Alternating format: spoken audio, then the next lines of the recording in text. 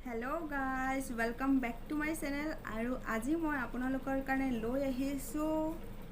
पाँचटा खाद्य और ये पाँचटा खाद्य হৈছে এটা সমস্যাৰ সমাধাन গতিকে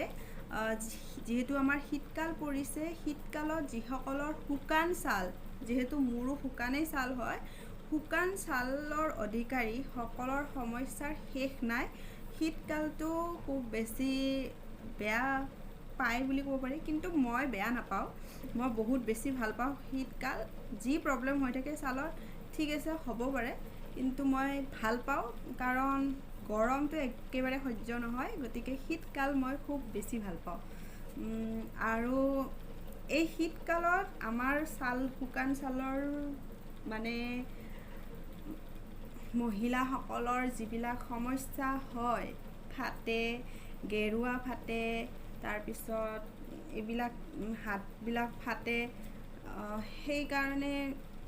ক্ৰীম হৈ থাকিব লাগে ময়শ্চাৰাইজাৰ হৈ থাকিব লাগে কিন্তু আমি যদি বিচাৰো যে আমি ক্ৰীম আৰু ময়শ্চাৰাইজাৰ এইবিলাক কমকৈ ঘহিলেও এবাৰ ঘহিলেও হৈ যায় তাৰ কাৰণে আমি ভিতৰৰ পৰা আমি আমাৰ ছালখন অকমান তেলিয়া কৰিব লাগিব নহয় জানো গতিকে সেই তো কৰাৰ কাৰণে মই পাঁচটা খাদ্য আমি যদি খাও তেতিয়া হলে আমাৰ কিছু পৰিমাণে হলেও এই সমস্যাখিনিৰ সমাধান হ'ব সেই বুলি মই ভাবো সেই কাৰণে মই ভাবিলো আপোনালোকৰ আগত এই কথাখিনি শেয়াৰ কৰো গতিকে বলক আমি ভিডিওটো আৰম্ভ কৰো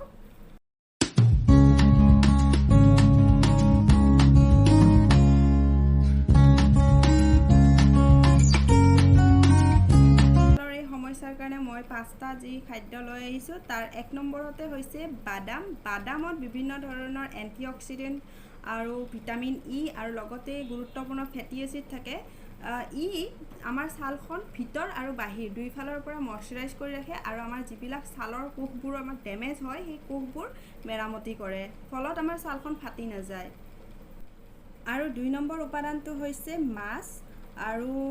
ओमेगा 3 उत्स हिसापे माछर विकल्प नाई आमार ছালৰ বাবে ओमेगा 3 अति गुरुत्वपूर्ण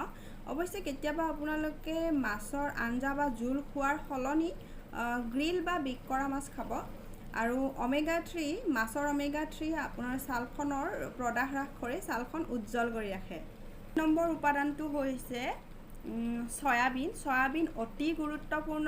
সয়াবিনত আইসোফ্লেভন থাকে और इ कलाजन उत्पादन करात सहाय करे फलत सालत कोष नपरे आपनालोके सयाबिनर सलनी टफु बा सया मिल्को खाब पारे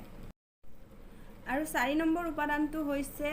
कणी जेतु मोर बहुत बेसी प्रिय और कणीत सालफार और लेटाइन থাকে এই দুটা উপাদানে আপোনাৰ ছালখনৰ আৰ্দ্ৰতা বজাই ৰখাৰ সহায় কৰে আপোনালোকে ৰাতিপুৱা কণী খাব পাৰে যেনে বইল কৰি খাব পাৰে আমলেট বনাই খাব পাৰে ৰাতিপুৱা খালে বেছি ভাল হয় এতিয়া আহিছো মই একদম শেষৰটো উপাদান একদম শেষৰটো 5 নম্বৰ উপাদানটো হৈছে বিলাহী আৰু বিলাহীত ভিটামিন সি আৰু এন্টিঅক্সিডেন্ট থকা বাবে ই আমাৰ ছালত বয়সৰ চাপ পৰিবলৈ নিদিয়ে আৰু এটো আমাৰ কাৰণে খুব দৰকাৰী কাৰণ আমি মহিলাসকলে বুঢ়া হ'ব নিবিচাৰো নহয় জানো আপোনালোকে অলপ তেলত বিলাহী পিউৰি খাব পাৰে খুব ভাল আৰু কেঁচা বিলাহীৰ সালাড বা আপোনালোকে যেনেকৈ ইচ্ছা তেনেকৈ খাব পাৰে কিন্তু বিলাহী বেছি পৰিমাণে খোৱাটো দৰকাৰী আৰু বিলাহী আপোনালোকে লগাবও পাৰে লগোৱাৰ কিবা কিবি টিপছ থাকিলে মই আপোনালোকক পিছত জনাম গতিকে আপোনালোকে এই ভিডিওটো চাই কেনে পালে নিশ্চয় জনাবলৈ নাপাহৰিব আজিলৈ আহিছো নেক্সট ভিডিওত পুনৰ লগ পাম বাই বাই